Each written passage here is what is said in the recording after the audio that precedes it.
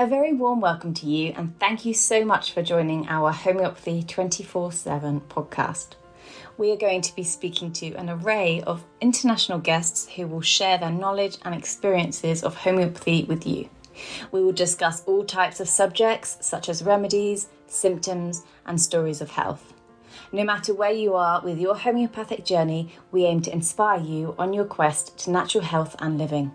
The podcast is brought to you by Mary Greensmith, the founder of Homeopathy 24/7, which is a global platform connecting you with a homeopath wherever you are in the world, 24 hours a day. So let's get started with today's chat. Please welcome Mary Greensmith. Hello, thank you everybody for coming today. It's lovely to see you, and I'm so pleased to be able to welcome Stephanie Thullen to our podcast this morning. And Stephanie is one of our homeopaths from Homeopathy 24/7, and she also is a human design practitioner. Stephanie, tell us a little bit about that. Hi, Mary. Thank you for having me in the podcast. So human design, what is human design? I would say, in a few words, human design is basically a combination of astrology plus personal development. And it's actually it's a mixture of different sort of ancient wisdom, like astrology, the Chinese I Ching, the chakra system, the tree of life, and also genetics and quantum physics. It's got a mix of modern and ancient wisdom all put together in one little package. Wrapped up. And have you been doing this for a long time? Where did you find out about it? Why is it of interest to you? Well, I would say about 2.5 years ago, I think. We always say human design finds you, not you don't find human design. Sort of come across it. Yeah. So it found me actually through Homeopathy 24/7. I think you had a lady called Sophia giving a chat about it and a meditation, and I thought, ooh, that sounds interesting. I had no idea what it was. No. I thought it was something completely different. I thought, oh, human design, what is that? And so yeah, little by little, I started to find out more about it, and it was actually quite overwhelming at first because there's a lot of information out there about it. But all of a sudden, I just found the right people to learn from, and it's through my study of it. It initially started just as a personal sort of journey, but I realized the potential it had also for our own well-being, not just emotional, but also physical well-being. So I thought, oh, that'd be great to combine it with homeopathy in some way, either together or as a support on both sides. So it's just absolutely fascinating for me that just by understanding more about yourself allows you to be more compassionate with yourself. Absolutely. I think human design allows you to just accept yourself as you are, and just to realize that there's nothing wrong with you. Mm-hmm. I think I would say for most people who maybe get their first human design reading,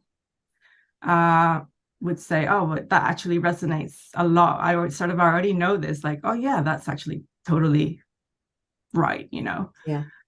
But at the same time, it's like, oh wow, okay, all these things that I thought were wrong with me, or that I was quirky, or that I think I should have changed, actually it's fine. That's who I am. And then also realizing that other people have their own unique design and way of being in the world, allows you to be also more compassionate and understanding of others. People as well. Yes, because you realize they're not the same as you for a reason. So let's give some examples here. Let's just discuss the different information that a reading is going to give you. Okay, so a reading,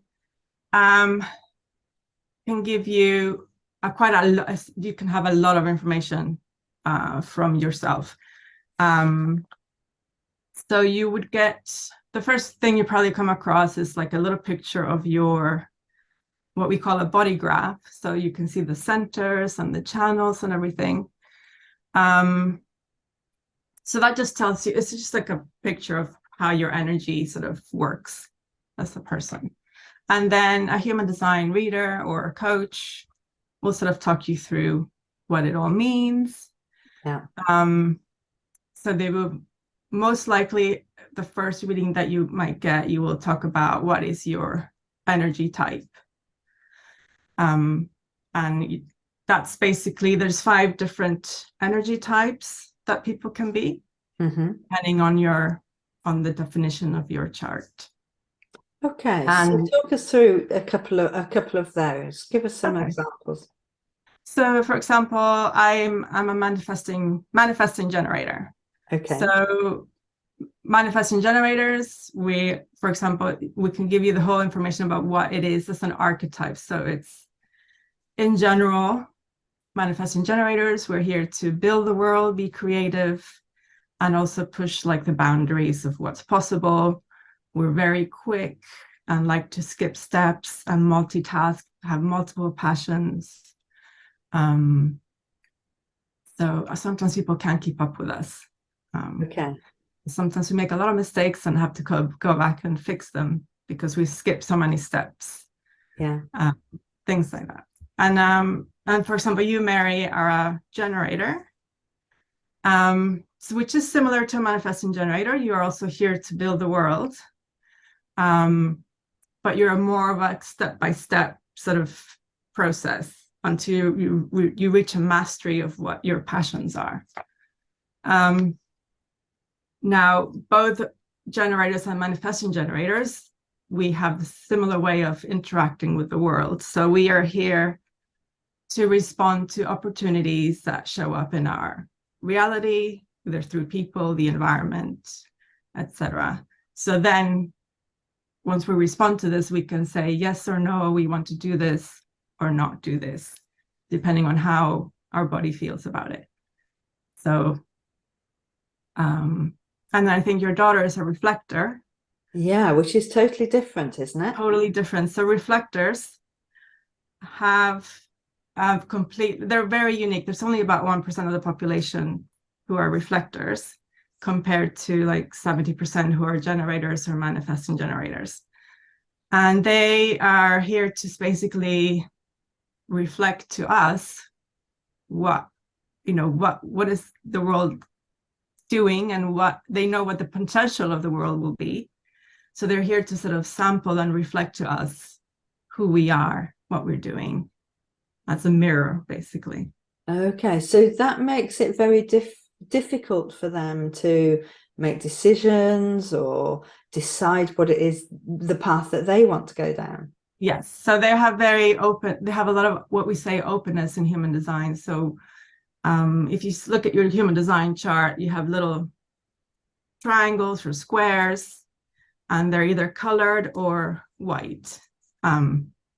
Reflectors have them all white, which means they're not what we call defined. They're undefined beings.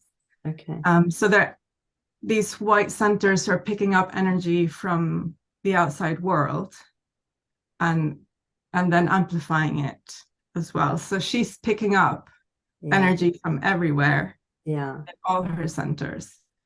So but at the same time, her aura is quite protective of her. So she knows that probably realizes it's not really hers. Okay. And she's just experiencing a variable energy every day from everybody or the cosmos and the environment. Okay, so who she's with will affect her. Who she's with, where she is. Yeah. Also, she's reflectors are lunar beings. So the moon is the only consistent energy that they have. So every month they have this consistent energy through each day. That's the only consistent sort of energy they know. So that's what they use sort of to feel how they feel about themselves or decisions they have to make. to find out what is it that their truth is. Yeah. Okay, so interesting. So and that of course is quite different than myself as a generator, because I found growing up that it didn't matter what anybody else was doing. It didn't influence me really. Whereas my daughter, was influenced by every group she interacted with. She was, oh yes, that was great. That was great. She was just off everywhere. So I expect that more people are like us, like generators or manifesting. And are they more able to go their own path? How does that fit in? I think we're all able to have, our own path. We're all here to do, if you look at other aspects of your human design, you have your own purpose, your own, I guess I want to say job, but what you're here to be. Yes. And to contribute to the world. It's just how we go about it, maybe, or how we go about interacting with the world that may be a bit different. So, for example, you and I, Mary, we have to wait to respond to opportunities that come to us, right? Yes. You have your own sort of life purpose. I have my different life purpose, but to respond to what we want, we may have ideas of what we like to do. Yes. But actually, we're not supposed to just go and do it out of the blue, because maybe is not really what the universe has in store for us. So eventually it's not going to work out. So we just need to wait for something, a sign. It could be a sign, something you read in a book or a magazine that you're like, that you can respond to. And then your body, for us, is our sacral or our gut feeling is what tells you whether something is good for you or not.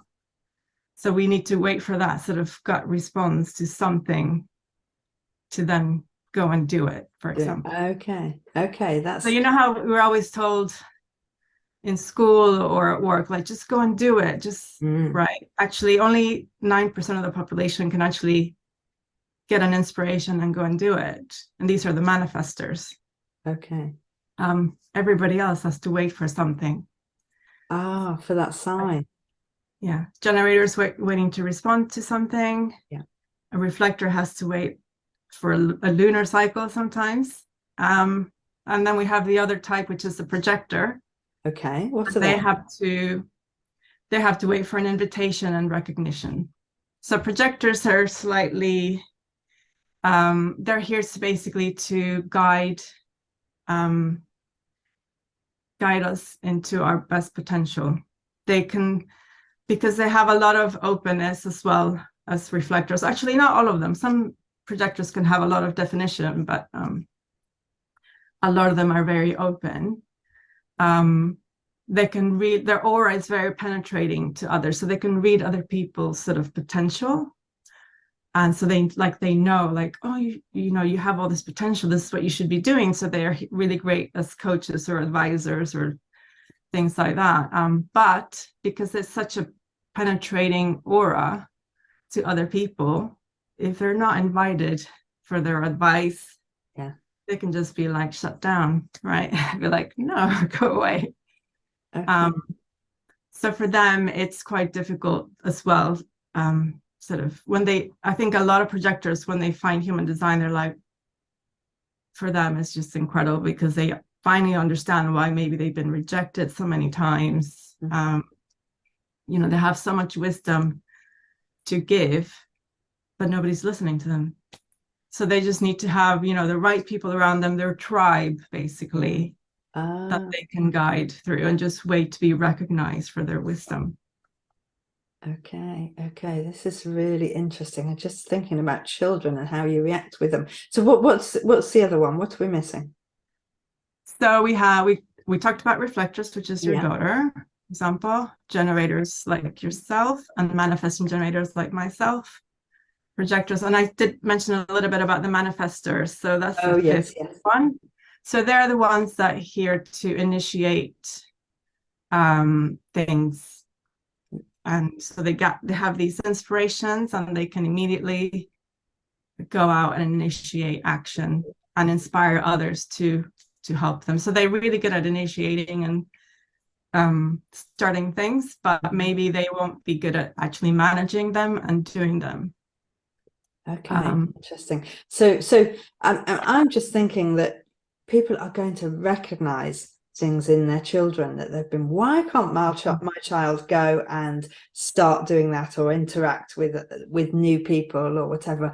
And this is really going to help them, isn't it? Oh my God, it's actually the founder of Human Design, the one who channeled it, he basically said this is for the children. And just for my own family, it's been like, just like, wow. Yeah. I have so much more understanding of why my daughter is this way and my other daughter is that way. And also why my husband, like how he reacts to things. Now I'm like, oh, okay. Yeah. So now I'm less stressed about stuff. Yes. And I'm able to sort of communicate. Obviously, they're teenagers now, so I can sort of explain a little bit more about what their human design is, and which is great. So that I can help them like be okay with themselves and be like, that's fine. You know, this is how you are. Yeah. So like, for example, one of my daughters, she's a manifesting generator, just like me. We actually, the three of us are manifesting generators. My husband's a generator. Okay. So this, my youngest one, she's so you could almost feel like she's hyperactive. Yeah. She's got so much energy, excess energy going around. I remember during lockdown, she'd have like knitting projects, sticker projects, doing this, doing that, but everything was sort of halfway done and left behind, always moving here and there. And then when I found out she was a manifesting generator, I was like, oh, okay. I remember always nagging her about, why don't you just finish this project, finish this knitting once and for all. And actually, you know, a manifesting generator needs all these little projects and things just to get rid of their energy because they have so much energy. And it's okay that they don't finish. It's just part of the process. Okay. And that's what they need to do. Wow. I was like, okay, so now I don't nag her about not finishing things or being like here and there and everywhere. So yeah. So can you do a family? Can you offer a family package or a children package or something like that? Yeah, so I'm starting to design a few packages for families. I could do either just children themselves, or I could do the parent and the children.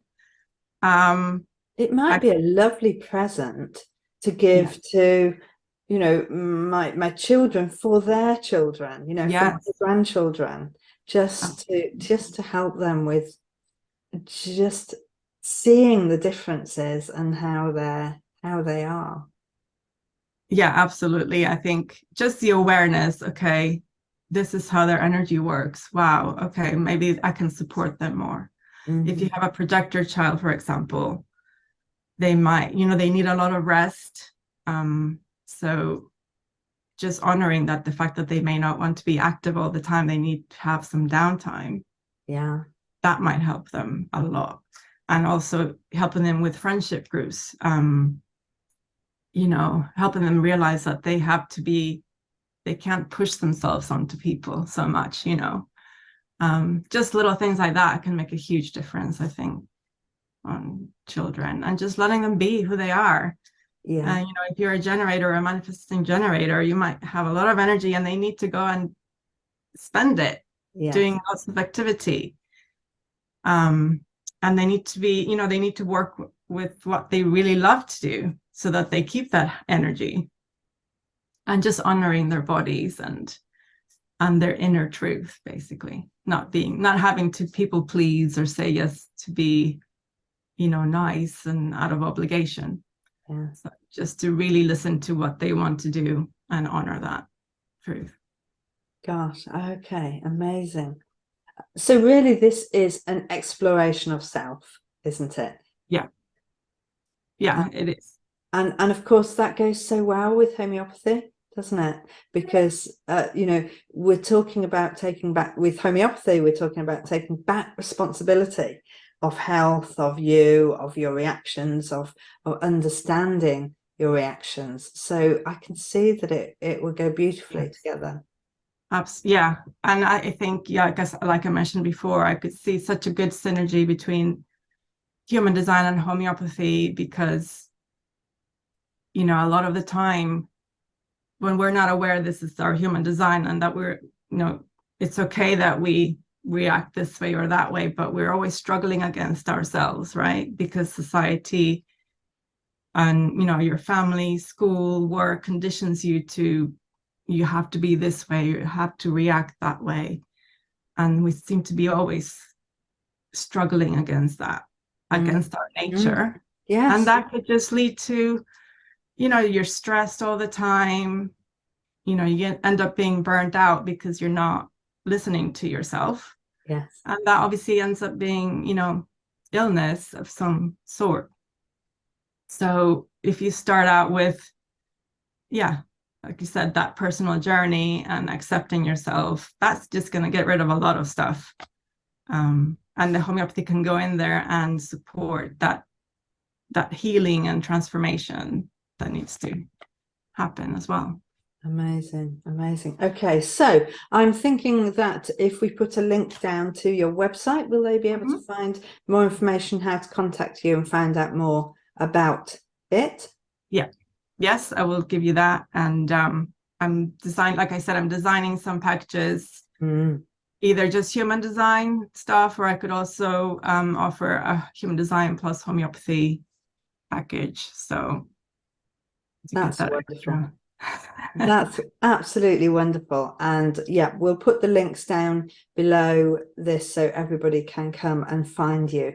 But what a lovely thing, what an opportunity this is, for yourself, but also for people, for mums of children of different types and struggling with why they are doing what they're doing, why they're thinking what they're thinking, why they're feeling what they're feeling, and all of this can then just help you be more accepting of everybody. And I think the end, it is for the children in the end, and it also for your inner child. So as an adult, if you can do a lot of healing yourself just by rediscovering who you are and what you're here to be, and being more compassionate for yourself.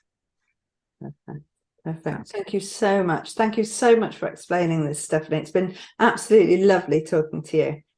Thank you, Mary. Pleasure. Look forward to finding out more about it later. Take care.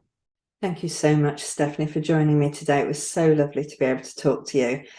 Next week, I am going to be joined by Bart, and he will be going through degenerative disease and our symptoms, remedies, homeopathy, and bringing it all together as a biologist. So really, really interesting information next week. I do hope you can join us. Look forward to seeing you then. Take care. We hope you enjoyed today's episode and look forward to listening to our next one. Please don't forget to follow our podcast on your chosen channel, and please do leave us a review so we can continue to share homeopathy with as many people as possible. If you do have any questions, please do reach out to us on any of our social platforms mentioned in the show notes. We at Homeopathy 24/7 hope to empower you on your natural health journey.